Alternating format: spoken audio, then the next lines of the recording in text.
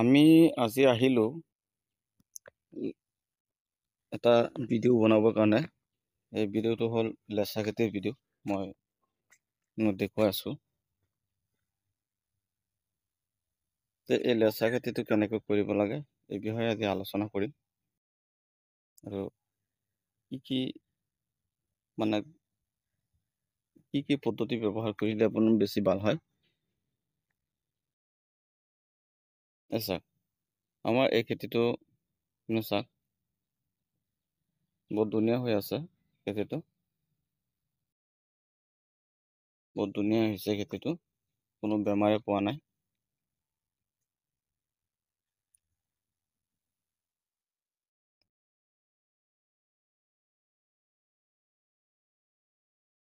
এই খেতিটো লেচা খেতি কৰিলে ইমানখিনি খৰচাও নহয়, একদম কম খৰচৰ ভিতৰত হৈ যায়।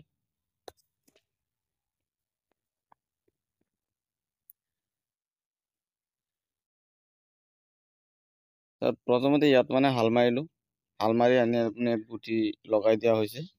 আপুনি চাওক, গুটিকেইটা আপোনাৰ গজি একদম পুৰা ধুনীয়া হৈ আছে। চাওক, এতিয়া আৰু সপ্তাহ দিন গ'লে লাহে লাহে বগাই থাকিব। বগাবৰ কাৰণে আকৌ তেনেকুৱা হেৰি কৰিব লাগিব, ইয়াত ব্যৱস্থা কৰি দিব লাগিব। সেইটো আপুনি কেনেকৈ কৰিব সেইটো আমি দেখুৱাই দিম। ইয়াত চাওক, আমি প্ৰথমে খেতিটো দেখুৱালোঁ। এই খেতিটো গজাৰ পাছত এনেকৈ আপোনালোকে চাওক, ইয়াত আমি বহুত হেৰি কৰিলোঁ। ইয়াত বহুত খুঁটা পুতিলোঁ। চাওক, এইখিনি পুতি তাৰ পাছত এনেকুৱা এটা চাইছে, এইবিলাক লাগিব যে এইটো আপোনাৰ টাইগাৰ সূতা বুলি কয়। এই সূতাটো ব্যৱহাৰ কৰিব লাগিব। এই সূতাটো আনি আপুনি ভালকৈ এটা সূতা চাইছে মই কেনেকৈ দিছোঁ। চাওক, এনেকৈ সূতাত লগাই দিব লাগিব। তাৰ পাছত আপোনালোকে কি কৰিব লাগিব সেইখিনিও দেখুৱাই দিম, কেনেকৈ এইখিনি কৰিব লাগে। মই দেখুৱাই দি আছোঁ। এইখিনি আমি ইয়াত চাওক, এই গোটেইখিনিত হেৰি কৰা হৈছে।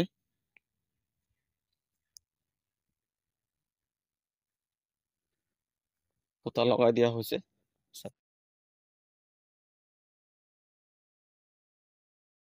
তাৰ পাছত আপোনালোকে যেতিয়া এনেকৈ সূতা লগোৱাৰ পাছত এনেকুৱা বাঁহৰ দাৰি বনাই ল'ব। চাওক, ইয়াত লগোৱা হৈছে, এনেকৈ লগোৱা হৈছে, এইটো আপুনি চাব পাৰে। চাওক, এনেকৈ বাঁহৰ দাৰি আপোনালোকে লগাই দিব। ঠিক আছে, চাওক, এইটোত লগোৱা হৈছে। ওপৰেদি এটা তলেদি প্ৰথমে সূতা এটা টানি লোৱা হৈছে। তাৰ ওপৰেদি এটা টানি দিয়া হৈছে, যাতে অতি সহজে ইয়াত দুটা একলা বান্ধি দিলে যাতে লৰচৰ কৰিব নোৱাৰে। তেনেকুৱা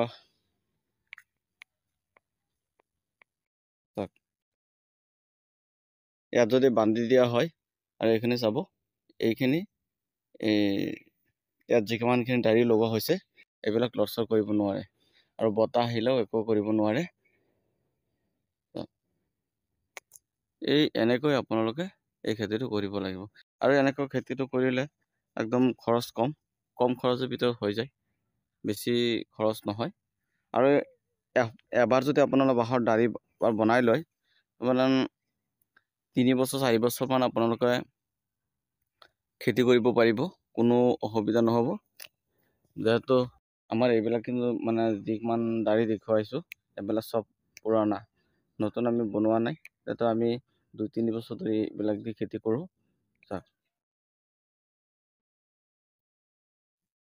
এনেকৈ আপোনালোকে যদি এবাৰ বনাই লয়, একদম কমচে কম 2 বছৰ 3 বছৰ 4 বছৰ যাবই, আৰু কোনো অসুবিধা নাই। এইবিলাক আমাৰ দাৰি যে বনোৱা হৈছে, প্ৰায় 3 বছৰমান হৈ গ'ল।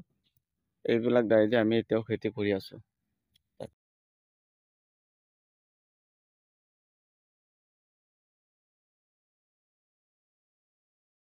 বন্ধুসকল, এই ভিডিঅ'টো চাই যদি আপোনালোকৰ ভাল লাগে, তেনেহ'লে আমাৰ এই ভিডিঅ'টো শ্বেয়াৰ কৰি দিব, লগতে ছাবস্ক্ৰাইব কৰি ৰাখিব, যাতে আমি ভিডিঅ' এটা নেক্সট ভিডিঅ' এটাৰ লগে লগে আপোনালোকে পাই যায়।